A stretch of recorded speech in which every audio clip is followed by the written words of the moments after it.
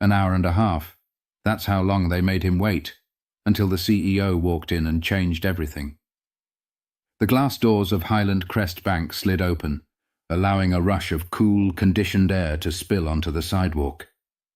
The sharp scent of fresh brewed coffee mixed with the faint polish of leather furniture, creating an atmosphere of quiet efficiency. Dorian Bennett stepped inside, rolling his shoulders beneath his tailored blazer.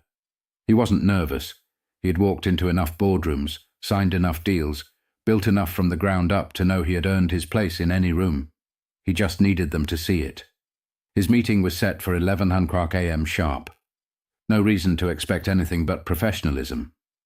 The bank's lobby was a careful mix of modern luxury and old-world wealth. Mahogany desks, sleek glass partitions, and gold accents that caught the light just enough to remind you that money lived here. It was a place designed to impress. The receptionist, a woman with a neatly pinned bun and an air of disinterest, glanced up as he approached. Her nameplate read Melissa. "Welcome to Highland Crest Bank," she said, her voice clipped and automatic. "Do you have an appointment?" "Dorian Bennett," he said, placing his leather portfolio on the counter. "I have a meeting with Linda Kramer at 11. Melissa tapped at her keyboard, glancing at the screen. "You're on the schedule," she said, her voice still neutral. "You can have a seat. She'll be with you soon." Dorian nodded, stepping back toward the seating area. He chose a chair near the floor-to-ceiling windows, where sunlight slanted across the polished floors in crisp lines. A group of sharply dressed professionals stood near the teller booths, chatting about market shifts and investment opportunities.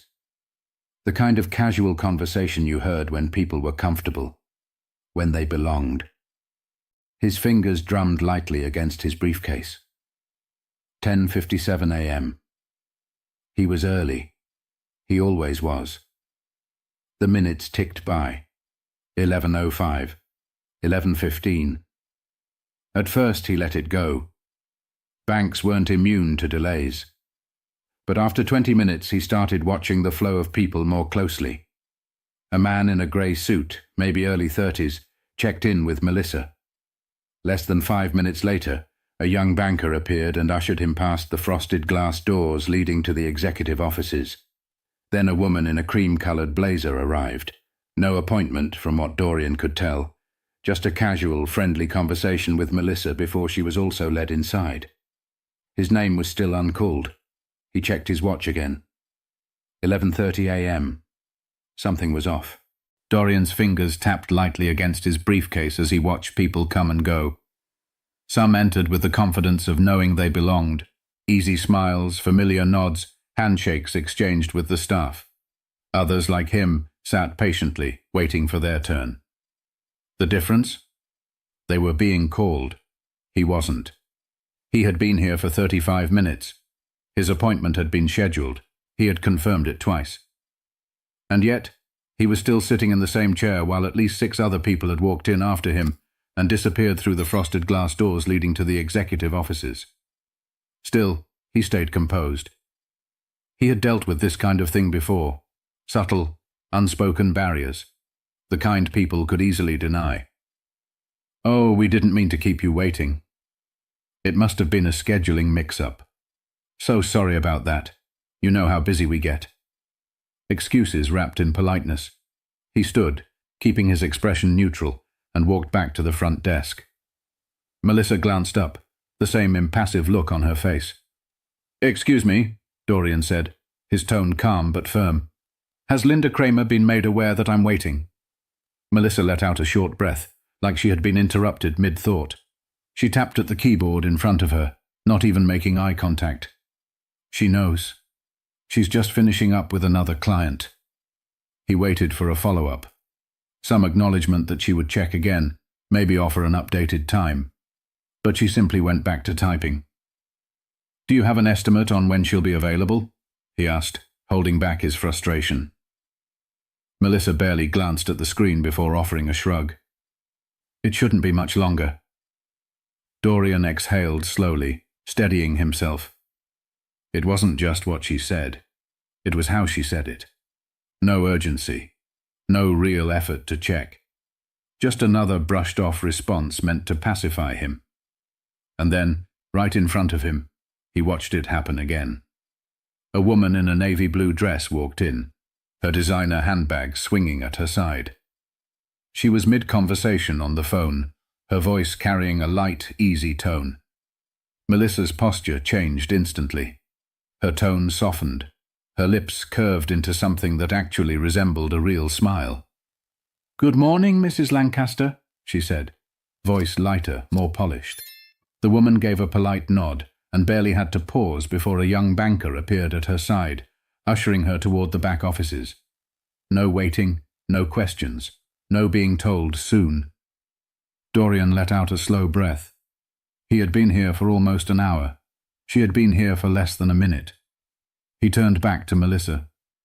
"So, do appointments matter here, or is it just first come, first served?" For the first time, she looked a little uncomfortable. "I told you, sir. She'll be with you soon." There it was again. That word. Soon. A delay without a deadline. A promise without commitment.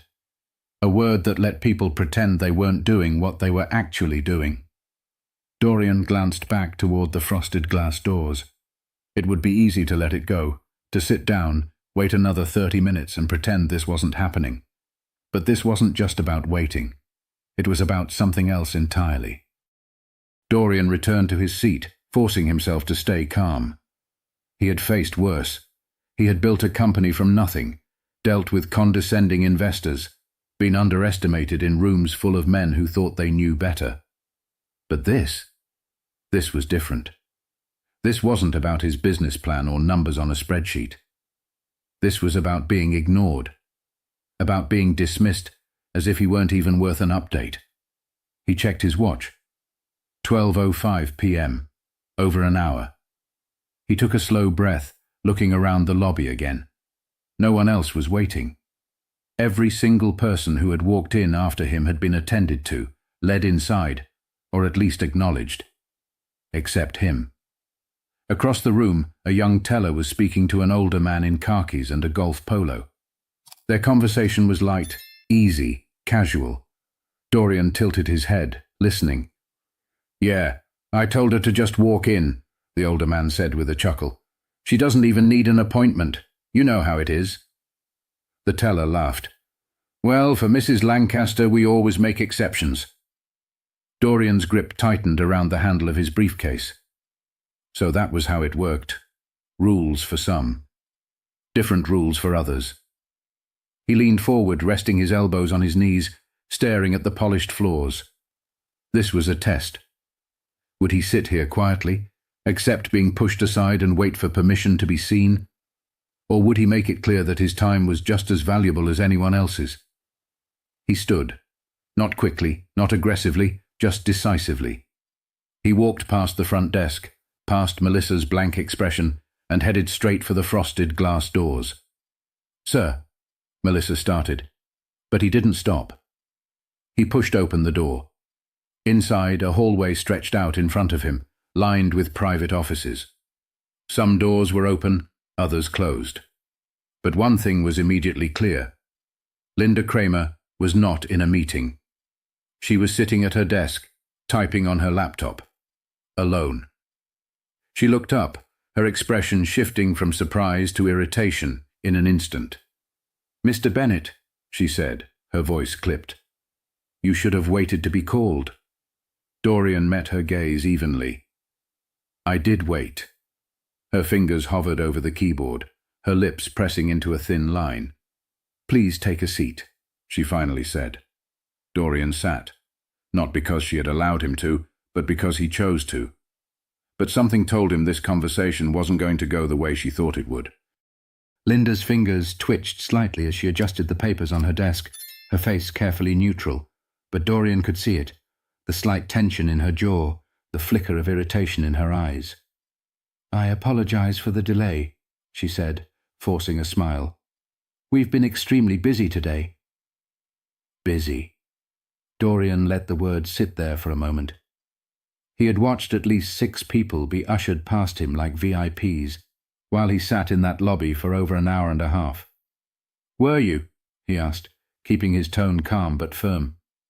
"Because I counted a few clients who didn't have to wait at all. Some without appointments." Linda's lips pressed into a thin line. "I assure you, Mr. Bennett, that wasn't intentional. There must have been a miscommunication." "Right. A miscommunication." Dorian exhaled through his nose, keeping his expression unreadable. "Interesting." Linda cleared her throat, clearly eager to move past the conversation. She flipped open a folder, scanning its contents. "Now let's discuss your loan application," she said, her voice regaining that polished, dismissive edge. "I've had a chance to review it, and while your financials are impressive, we do have strict criteria for approvals. Given the current lending climate, I'm afraid we'll need more assurances before we can proceed." She barely finished her sentence before the door swung open. The energy in the room shifted instantly. The hallway, which had been quiet moments ago, was suddenly filled with the low hum of voices. Not just any voices. These carried weight. 3 men stepped inside, all in tailored suits, their presence unmistakably authoritative. Dorian didn't need to guess who they were. These were the people who actually mattered at this bank. The executives, the decision-makers, the kind of men whose approval meant everything in a place like this. And at the front of them was a familiar face. Richard Langford, CEO of Highland Crest Bank, and a man who very much knew who Dorian was. Richard's sharp eyes swept the room before landing on Dorian, his face lit up with recognition. "Dorian," he said, breaking into a smile. "What the hell are you doing here?" Linda froze. Dorian stood, shaking Richard's hand firmly. "Hey, Richard. Been a while." "It has." Richard clapped him on the shoulder. "You still running Bennett Strategies?" "Still growing it," Dorian replied smoothly. Linda stared between them, her fingers tightening around the folder in front of her. Richard turned, his easy smile fading as he looked at her. "How long has Dorian been waiting?" Silence. Linda opened her mouth, but no words came out. Dorian didn't answer right away. He let it sit, let the weight of it settle over her, over the entire room. "About an hour and a half," he said finally. Richard's face didn't change much, not in any dramatic way, but Dorian saw the way his jaw ticked slightly. "An hour and a half?" Richard repeated, his tone deceptively light. "You had Dorian Bennett waiting for an hour and a half." Linda scrambled for words. "There was a scheduling issue." Richard didn't even look at her. His attention was still on Dorian. "You should have called me directly," he said. "I would have made sure you were taken care of." Dorian offered a small, knowing smile. "Didn't think I needed to." Richard exhaled, shaking his head. He turned to Linda, his smile now completely gone. "Linda," he said, his voice calm but final. "Step outside for a moment." Linda's face was now a shade paler than before, her hands tightening into fists before she unclenched them. "Of course," she said, standing quickly and exiting without another word. The moment the door clicked shut, Richard turned back to Dorian, shaking his head again. "I don't know what happened," he said, "but I guarantee it won't happen again." Dorian didn't say anything right away. He didn't need to, because the damage had already been done. The door clicked shut behind Linda, but the tension in the room lingered. Richard let out a slow breath, shaking his head as he took a seat across from Dorian. The other 2 executives stood nearby, exchanging glances but saying nothing. "This isn't how we do things here," Richard said finally, his tone steady but clipped. Dorian tilted his head slightly. "Seems like it is."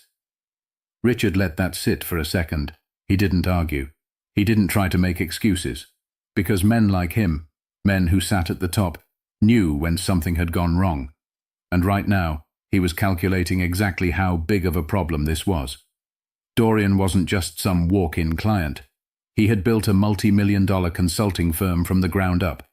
His reputation carried weight in business circles. He knew people, people who trusted his word. And now? Now he had a story. Richard sat back in his chair, steepling his fingers. Tell me what happened. Dorian didn't sugarcoat it. He told him everything, the appointment, the wait, watching others get taken in before him. He told him about Melissa's dismissive attitude, Linda's indifference, the way she tried to brush him off like he was just another name on a list. Richard didn't interrupt. The other two executives listened just as intently. When Dorian finished, the silence stretched for a moment. Then Richard exhaled. I appreciate you telling me, he said, and I'll be honest, I'm pissed. Dorian leaned back slightly. Why? Richard let out a short, humorless chuckle. Because this is the kind of thing that wrecks reputations. We've worked too damn hard to build this institution's credibility, and now I have to clean up a mess I didn't even know existed. He turned to one of the executives. Make sure Linda is off the floor immediately. We'll have a conversation later. The man nodded and stepped out without another word. Richard turned back to Dorian. That loan application you submitted, I assume it was solid? Dorian tapped his briefcase. See for yourself. Richard took the folder and flipped through it. He barely made it through the first few pages before shaking his head. This shouldn't have even been a question. Another glance at one of the remaining executives. Fast track it. I want an approval on my desk by end of the day. Dorian raised an eyebrow. Just like that? Richard met his gaze. You should have had it 2 hours ago. I'm fixing the mistake. Dorian considered that. This wasn't about generosity. It wasn't about making things right. It was about control, about damage, about ensuring that the story stopped here, in this office, before it bled into places Richard didn't want it to reach. And Dorian understood that game better than anyone. Still, he wasn't about to let Richard off that easy. I'll accept the approval, Dorian said, standing. But fixing this for me doesn't fix the real issue. Richard's expression didn't change, but something in his eyes flickered. We'll be having a long conversation about that, he said. Dorian grabbed his briefcase, nodding once before heading toward the door. But before he left, he made sure to meet Melissa's gaze one last time. She didn't look nearly as confident now. The summer heat pressed against Dorian's skin as he stepped outside. The bank's pristine exterior gleamed under the midday sun, but inside, the cracks had already formed. This wasn't just about a loan. It wasn't even just about Linda. It was about something bigger, something that had played out in 1,000 different ways in 1,000 different places. It wasn't always loud. It wasn't always overt. But it was there. The assumption that some people belonged in those offices while others had to wait. The quiet dismissals, the polite rejections, the carefully constructed barriers that could always be explained away. But not today. Today, someone had to face the consequences. And the next time Linda Kramer looked at a name on her appointment list, she'd think twice. Dorian checked his phone. A new email. Loan approved. He smirked, tucking it into his pocket as he walked toward his car. Respect isn't given, it's demanded. And today, he got what he came for. If you've ever been in a situation like this, if you've ever been made to feel like your time, your presence, your business wasn't valued, speak up. Don't wait for permission. Take your seat at the table, and if they try to keep you waiting, make sure they remember why that was a mistake.